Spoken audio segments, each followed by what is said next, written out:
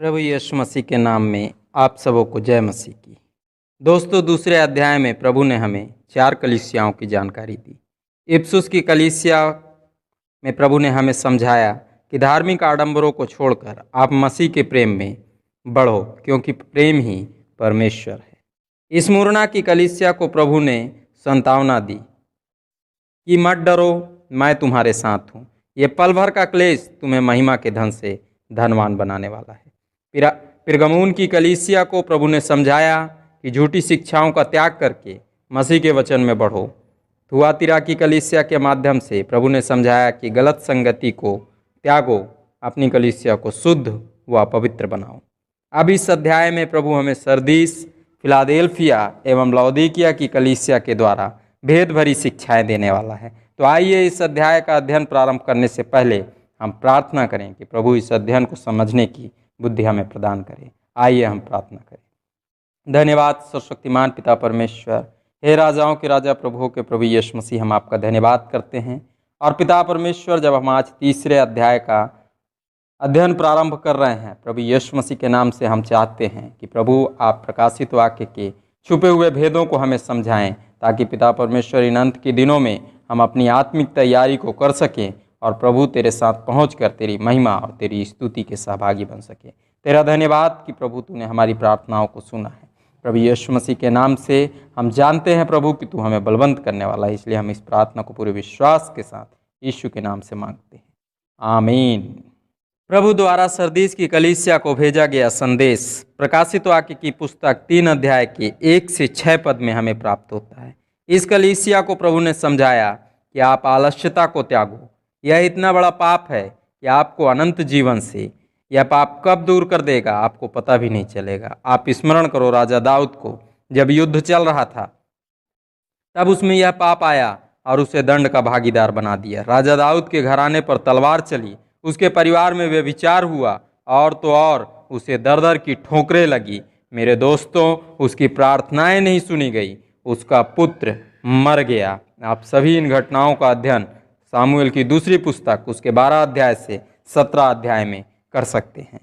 इस कलीसिया के विषय में मेरे द्वारा प्रभु ने प्रकाशन नंबर 23 और 24 में बताया है। आप इन भागों को हमारे प्लेलिस्ट के प्रकाशन सीरीज में देखकर गहराई से अवश्य समझने का प्रयास करें।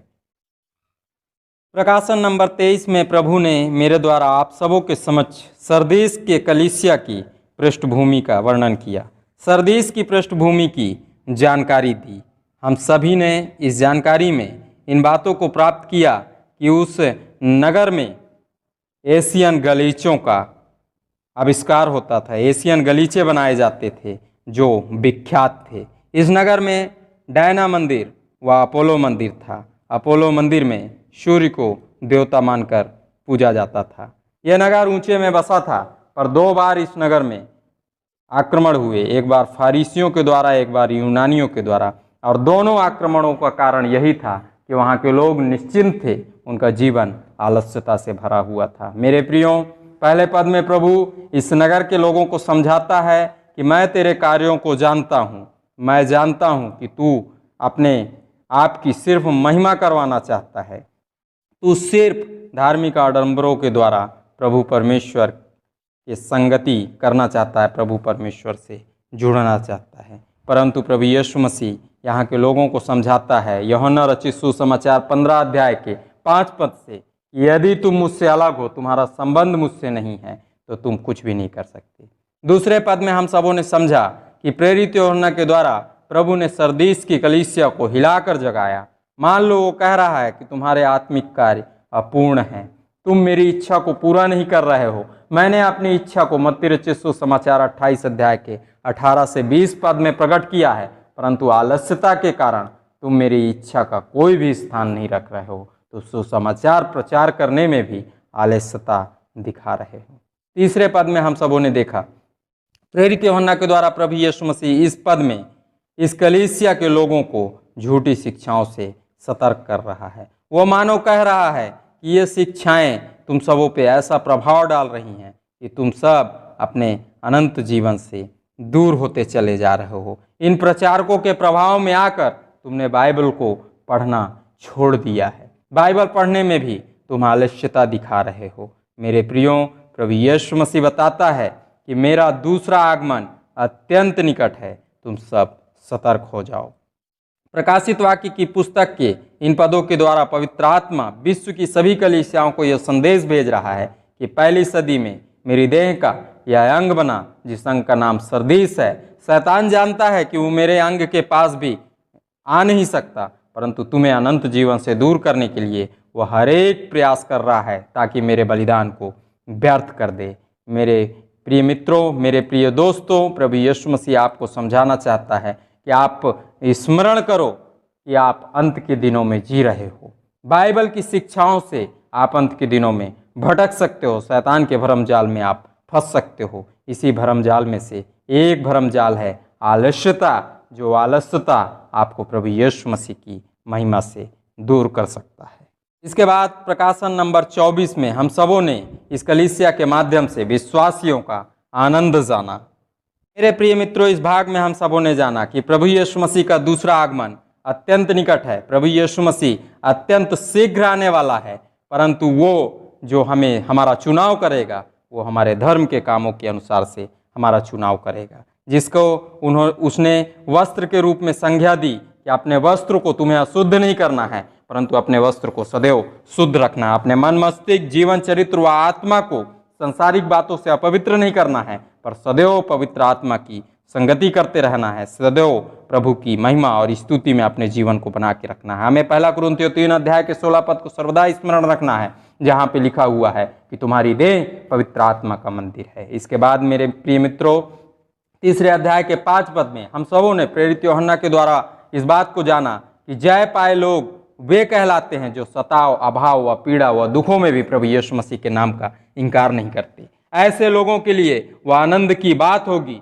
जब वे बदल दिए जाएंगे, जिस तरह पहला कुरिन्थियों 15 अध्याय के 52 पद में लिखा है कि तुम्हारे शरीर बदल जाएंगे और तुम सब प्रभु यीशु मसीह के साथ उठाए जाओगे। वो दिन अत्यंत निकट है। वो दिन जब आप उठाए जाएंगे, जब हम उठाए जाएंगे, अति आनंद से भरा दिन होगा। तीसरे अध्याय के 6वें पद में प्रेरित यूहन्ना के द्वारा प्रभु यीशु मसीह ने एक बार फिर से विश्व की सभी कलीसियाओं का आह्वान किया, मानो वे कह रहे हैं कि अपने आलस्यता व खुमारपन की आत्मा का आप त्याग करो, मेरी बातों को आप सुन लो। जिसके पास कान हो वो मेरे परमेश्वर की आवाज को सुने, परमेश्वर के कलाम को सुने। प्रकाशित वाक्य की पुस्तक की इन पदों के द्वारा पवित्र आत्मा ने विश्व की सभी कलीसियाओं को यह संदेश दिया कि अपने आलस्यता व खुमारपन को त्याग कर अंतिम न्याय के लिए तैयार हो जाओ, क्योंकि ये अंत के दिन दस्तक दे रहे हैं कि प्रभु यीशु मसीह का आगमन अत्यंत निकट है। दोस्तों, इस कलीसिया के द्वारा प्रभु ने हम सबों को समझ की आत्मा दी है ताकि हम समझ सकें कि अनंत जीवन हमारे लिए अत्यंत महत्वपूर्ण है, जिसे हमें खोना नहीं है। वही हमें आनंद और वही हमें खुशियाँ दे सकता है। इसके बाद 6वीं कलीसिया जिसे पर प्रभु ने अपने दास यूहन्ना के द्वारा संदेश भेजा, उस कलीसिया का नाम फिलाडेल्फिया है, जिसे भेजा गया प्रभु का संदेश प्रकाशित वाक्य की पुस्तक 3 अध्याय के 7 से 13 पद में मिलता है। इस कलीसिया के द्वारा भी प्रभु अपने विश्वासियों को संतावना दे रहा है। इस कलीसिया में कई विश्वासी ऐसे थे जो प्रभु यीशु मसीह पर अटूट विश्वास करते थे, पर वचन का ज्ञान उन्हें बहुत ही कम था। उनकी इस कमी का लाभ उन दिनों के झूठे शिक्षक उठा रहे थे, जो कि यहूदी मत से निकलकर मसीही मत में आए थे, मसीही बने थे, पर ये शिक्षक मसीह की सही शिक्षा को नहीं मानते थे, पर अपनी खोखली परंपराओं के आधार पर प्रभु यीशु मसीह के वचनों को तोड़ मरोड़ कर इन नए विश्वासियों को मसीह की शिक्षा से भटका रहे थे। मित्रों, आज के वर्तमान दिनों में भी कई प्रचारक बाइबल की शिक्षाओं को तोड़ मरोड़ कर पेश करने का प्रयास कर रहे हैं। दोस्तों, प्रभु यीशु मसीह की नज़रों में सभी विश्वासी सामान्य हैं। प्रभु सभी से असीमित प्रेम करता है, उसे अपने प्रत्येक विश्वासी की चिंता है। इसलिए वह कहता है कि जो भी तेरे पास है उसे थामे रहे। मसीह के क्रूस के अलावा यदि कोई और प्रचार करता है तो तुम्हें मसीह की शिक्षा से भटकाने का प्रयास करता है। उनसे मत डरो, उन्हें मैं सजा दूंगा, तुम्हें बलवंत करके आगे बढ़ाऊंगा, अनंत जीवन का वारिस बनाऊंगा। इस कलीसिया के विषय में भी प्रभु ने मेरे द्वारा प्रकाशन नंबर 25 से बताना आरंभ किया है। प्रकाशन नंबर 25 में हमने इन बातों को जाना फिलाडेल्फिया के पृष्ठभूमि की जानकारी को ग्रहण किया। हम सबों ने इस अध्ययन में इस बात को जाना कि फिलाडेल्फिया का शब्द का अर्थ ही होता है भाईचारा। फिलियो का अर्थ प्रेम और एडोल्स का अर्थ भाई, अर्थात फिलाडेल्फिया का अर्थ भाईचारा होता है। यह नगर भूकंप से ग्रसित था। 10 वर्षों में 3 बार यह नगर भूकंप से नष्ट हो चुका था। आज वर्तमान में इस नगर का नाम अलसीर है और यह स्थान तुर्किस्तान में पाया जाता है। मेरे मित्रों, आज के वर्तमान समय में इस देश में सिर्फ 1000 ही मसीही विश्वासी पाए जाते हैं, जबकि उन दिनों में यह नगर मसीहियत का गढ़ कहलाता था। प्रकाशित वाक्य की पुस्तक 3 अध्याय के 7 पद में हम सबों ने प्रेरित यूहन्ना के द्वारा जाना कि प्रभु फिलाडेल्फिया के कलीसिया को भी सर्वप्रथम अपना परिचय इस पद में देते हैं। हम जानते हैं मित्रों कि प्रभु महान है। उसने फिलाडेल्फिया के कलीसिया को ऐसा परिचय दिया कि परिचय ने ही पत्र के लेखक का नाम वर्णित कर दिया। मित्रों, प्रकाशित वाक्य 3 अध्याय के 2 पद में प्रभु अपने अधिकार को प्रकट करके फिलाडेल्फिया के कलीसिया के द्वारा संपूर्ण जगत के विश्वासियों को प्रोत्साहित कर रहा है। मानो कह रहा है, आप मत डरो। जिस द्वार को बंद कर दिया गया है उस द्वार को खोलने की सामर्थ्य मेरे पास है। मैंने आपके लिए उस द्वार को खोल दिया है। अब उस द्वार को कोई भी बंद नहीं कर सकता। आपको मैं निश्चय संपूर्ण आनंद दूंगा। बस आप मेरे प्रति विश्वास में कायम रहें। मैं बहुत जल्दी बादलों में आने वाला हूँ। हे मेरे पुत्रों, आप भी आदम के संतान होने के नाते मेरे पुत्र हो। मैं आपको भी साउल की तरह बचाकर पौलुस बनाना चाहता हूँ। अभी भी अवसर है कि मेरी आवाज़ को सुन लो, अपने मन को फिरा लो और विनाश की ओर बढ़ते अपने कदम को रोक लो। ये कदम मुझे अत्यंत पीड़ा दे रहे हैं। प्रकाशित वाक्य की पुस्तक के द्वारा पवित्र आत्मा सभी विश्वासियों को संदेश भेज रहा है कि पहली सदी में प्रभु की देह का यह अंग भी बना, जिस अंग का नाम फिलाडेल्फिया है। इस अंग को भी शैतान भरमाना चाहता था। इस अंग को भी शैतान भटकाना चाहता था। अनुग्रह बीतने से पहले इन अंत के दिनों में प्रभु चाहता है कि हम सभी तैयार हो जाएं, मसीह की देह का ऐसा अंग बन जाएं जिस अंग को शैतान छू भी ना पाए। इससे पहले प्रभु ने स्मुरना की कलीसिया की प्रशंसा की थी और मेरे प्रियो, इसके बाद प्रभु ने फिलाडेल्फिया की कलीसिया की प्रशंसा की। प्रकाशन नंबर 26 में हम सबों ने विश्वासियों के प्रमुख कार्यों का अध्ययन किया। 3 अध्याय के 8 पद में प्रभु ने फिलाडेल्फिया की कलीसिया के लोगों की प्रशंसा की। उसने पहले वाक्य में कहा, मैं तेरे कार्य को जानता हूं, अर्थात प्रभु यीशु मसीह सब कुछ जानता है। दूसरे वाक्य में कहा, मैंने तेरे लिए एक द्वार खोल दिया है। प्रभु यीशु मसीह ने जो द्वार खोल दिया है मित्रों, उस द्वार को कोई बंद नहीं कर सकता। हमें इस बात का विश्वास रखना है। प्रभु ने कहा, तेरी सामर्थ्य थोड़ी है, अर्थात प्रभु यीशु मसीह कह रहा है, भले ही तू छोटी कलीसिया है पर तुझे मैं बढ़ाऊंगा। प्रभु यीशु मसीह अपने वचनानुसार अपने प्रत्येक विश्वासियों को संभाल कर रखता है। 3 अध्याय के 9वें पद में हमने जाना कि फिलाडेल्फिया की कलीसिया के द्वारा प्रभु हम सबों को एक सच्चाई बता रहा है। वो बता रहा है कि जो ऐसे लोग हैं जो तुम्हारे अटूट विश्वास को तोड़ना चाहते हैं, जो तुम्हें भटकाना चाहते हैं, जो शैतान की सभागृह हैं, शैतान के लोग हैं, ये लोग अपने आप को यहूदी कहते हैं पर ये यहूदी नहीं, ये झूठ बोलते हैं। प्रभु यीशु मसीह कहता है गलातियों के नाम 3 अध्याय के 28 पद में, आप पढ़िए, मैंने अपने दास पौलुस के द्वारा ऐसे लोगों की कहानी बताई है। रोमियो के नाम लिखी गई पत्री 3 अध्याय के 30 पद में, मैंने अपने दास पौलुस के द्वारा पवित्र आत्मा की अगुवाई में समझाया है कि मसीह का अनुग्रह जाति या धर्म के आधार पर प्राप्त नहीं होता पर विश्वास के आधार पर प्राप्त होता है। प्रभु यीशु मसीह कहता है, मैं ऐसे लोगों को बाध्य करूंगा कि वे लोग प्रभु यीशु मसीह के नाम पर जो विश्वास करते हैं उन्हें परेशान न करें, परंतु स्वयं प्रभु का अंगीकार करें और आकर तुम्हारे पास बैठें और तुम्हारे साथ प्रभु की महिमा करें, प्रभु की स्तुति करें। मित्रों, इन पदों के आधार पर प्रभु यीशु मसीह ने हम सबों को एक अद्भुत ज्ञान दिया।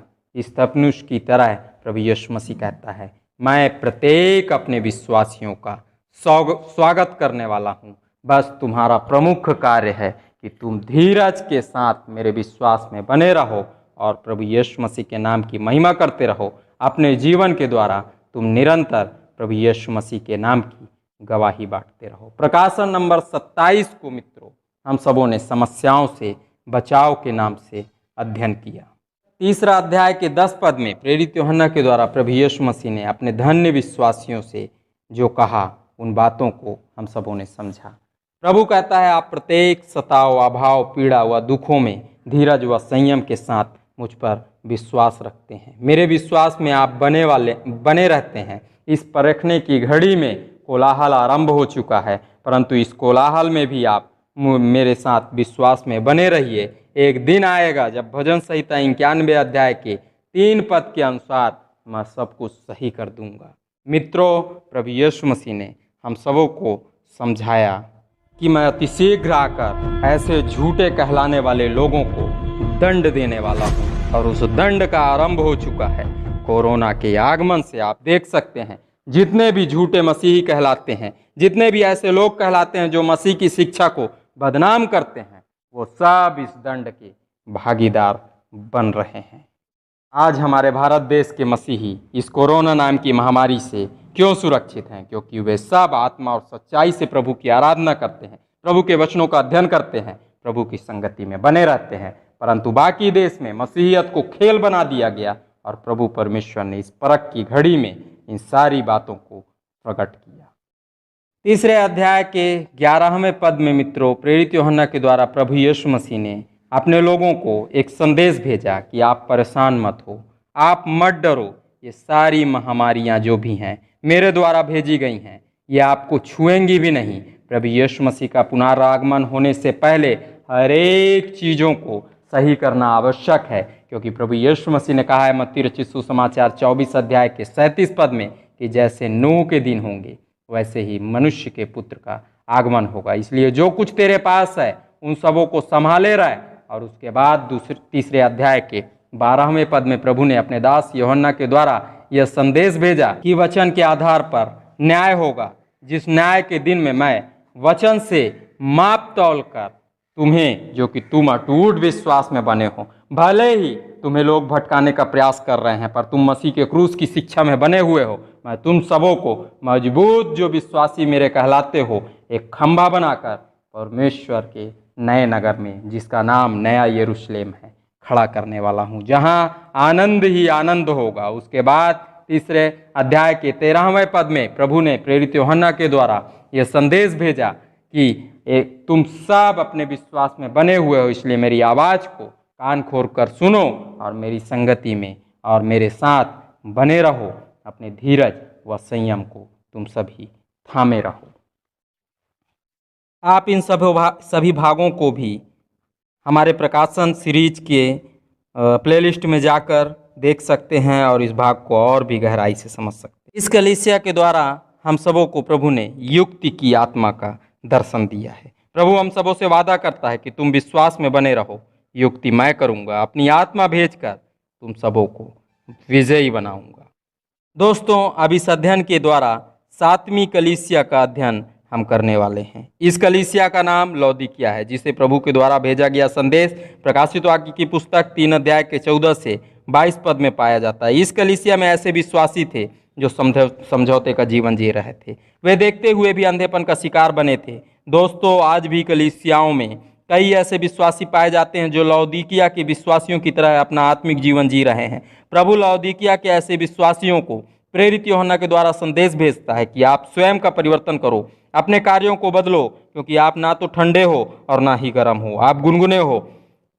यह अवस्था अत्यंत खतरनाक है, क्योंकि जो ठंडा होता है उसे पवित्र आत्मा तोड़कर सुधारता है, और जो गर्म होता है वह मसीहत को फैलाता है, पर जो गुनगुना है उसका विनाश ही होना है। प्रभु चाहता है कि आदम की संतान विनाश से बचे। यहाँ के लोग आत्मिक अंधे भी थे। प्रभु कहता है कि वचन का सूरमा लगाकर इस अंधेपन का इलाज करो, क्योंकि अंधे का ठोकर खाना तय है। मैं तुम्हें ठोकर खाने से बचाना चाहता हूँ। प्रभु अपने प्रत्येक विश्वासी के साथ भोजन करना चाहता है, इसलिए आज भी वह दस्तक दे रहा है कि मन को फिरा लो, केवल मैं ही हूँ जो तुम्हें अनंत विनाश से बचा सकता हूँ। एकमात्र मैंने ही स्वयं का बलिदान करके तुम्हें खरीदा है। इस कलीसिया के विषय में आप यदि और भी गहराई से समझना चाहते हैं तो आप प्रकाशन सीरीज के हमारे प्लेलिस्ट में जाकर प्रकाशन नंबर 29 से 34 को अवश्य देखें। इन वीडियोस में प्रभु ने मेरे द्वारा जिन बातों को बताया है उन बातों का अध्ययन आप और भी गहराई से करें, ताकि प्रभु की महिमा में आप निरंतर बढ़ते रहें।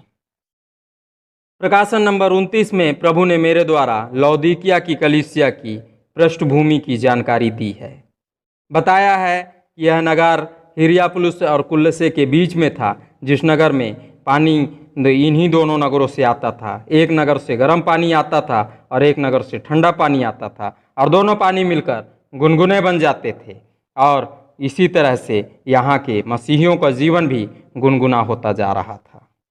प्रकाशन नंबर 30 में प्रभु ने मेरे द्वारा मनुष्य की हालत का वर्णन इस कलीसिया के द्वारा किया है। आज का वर्तमान मनुष्य की भी हालत उन दिनों के लौदीकिया कलीसिया के लोगों की तरह बनता जा रहा है।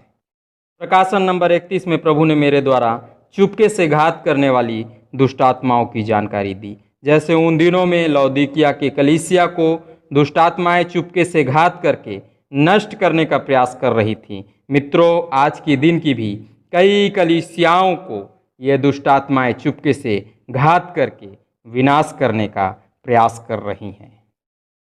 प्रकाशन नंबर 32 में प्रभु ने मेरे द्वारा बताया कि यीशु के अलावा और कोई स्वर्ग नहीं दे सकता। मित्रों, इस भाग को भी आप अवश्य देखें, जिस भाग में प्रभु ने मेरे द्वारा बताया कि सिर्फ और सिर्फ प्रभु यीशु मसीह ही है जो उद्धार करता है। सिर्फ एकमात्र प्रभु यीशु मसीह ही है जो हमारी चिंता करता है और हमें हमारे दिल के द्वार के पास खड़ा निरंतर खटखटाता रहता है, ताकि हम सभी बहुतायत की जीवन को प्राप्त कर सकें। प्रकाशन नंबर 33 में प्रभु ने मेरे द्वारा प्रत्येक विश्वासियों को सफलता का शिखर दिखाने का प्रयास किया। इस पद में प्रभु ने मेरे द्वारा बताया कि यदि हम प्रत्येक प्रकार की विषमताओं, अभाव, सताव व पीड़ाओं में भी अपने विश्वास में बने रहते हैं, तो एक दिन ऐसा आएगा जब प्रभु स्तिफनुस की तरह हमारा स्वागत करेगा, और वो हमारे लिए सच्चा आनंद का दिन होगा। प्रकाशन नंबर 34 में प्रभु ने मेरे द्वारा 7 पत्रों के निष्कर्ष का वर्णन किया है। इस भाग के द्वारा आप जान सकते हैं कि 7 पत्र में प्रभु यीशु मसीह ने अपने विश्वासियों को कौन सी शिक्षा प्रदान की है। दोस्तों, इस कलीसिया के अध्ययन के द्वारा, इस कलीसिया को लिखे गए पत्र के द्वारा प्रभु भय की आत्मा के साथ शिक्षा दे रहा है। दोस्तों, अनंत विनाश का भय जिस विश्वासी में होगा वह कभी भी समझौते का जीवन नहीं जिएगा। इस बात का उसे पूरा विश्वास होगा कि मसीह के वचनों पर चलकर ही स्वर्ग पहुंचा जा सकता है। ऐसा विश्वासी कभी भी मसीह की शिक्षा के साथ समझौता नहीं करेगा। इस अध्याय से जो निष्कर्ष हम सबों के समक्ष निकल कर आता है, प्रभु की पवित्र आत्मा हमें समझाना चाहती है। प्रभु यीशु मसीह अपने दास यूहन्ना के द्वारा हमें यह संदेश भेजना चाहता है कि आलस्यता का त्याग करके हमें परिश्रम करना है, क्योंकि हम मसीही हैं। हम मसीह का वचन पढ़ते हैं, हम जानते हैं कि मत्ती रचित सुसमाचार 11 अध्याय के 28 पद पर लिखा हुआ है कि प्रभु परिश्रमी व्यक्ति को पसंद करता है। मित्रों, जिसे प्रभु पसंद करेगा वही उद्धार पाएगा। यदि हमसे गलती हो गई है तो हमें अपने पापों को मानकर अंगीकार करना है, पश्चाताप करना है, क्योंकि हमारा प्रभु युक्ति करने वाला परमेश्वर है। झूठे यहूदियों को एक दिन सिर्फ और सिर्फ वही हमारे चरणों में ला सकता है। एकमात्र यीशु ही उद्धार करता है। इसलिए हम सबों को मिलावटी जीवन का त्याग करके मसीह की शिक्षा में सरगर्मी के साथ बढ़ना है। जब हम जानते हैं कि प्रभु यीशु मसीह ही हमें स्वर्ग दे सकता है, तो फिर क्यों हम जानबूझकर दूसरे देवताओं का प्रणाम करें? हम जानबूझकर उन लोगों के साथ सहभागिता रखें जिनका जीवन पापमय जी रहा है? क्यों हम जानबूझकर मित्रों पाप से भरे हुए त्योहारों में सहभागिता रखें? इन सारी बातों को प्रभु यीशु मसीह का वचन हमें सिखाना चाहता है कि हम सब प्रभु यीशु मसीह के लहू से धो दिए गए हैं, हम सब अनंत जीवन के अधिकारी हो गए हैं। तो क्यों हम जानबूझकर मसीह के लहू को अपने पैरों तले रौंदें? इस अध्ययन को आप सबों ने सुना, आप सबों का बहुत बहुत धन्यवाद। प्रभु यीशु मसीह के नाम में आमीन।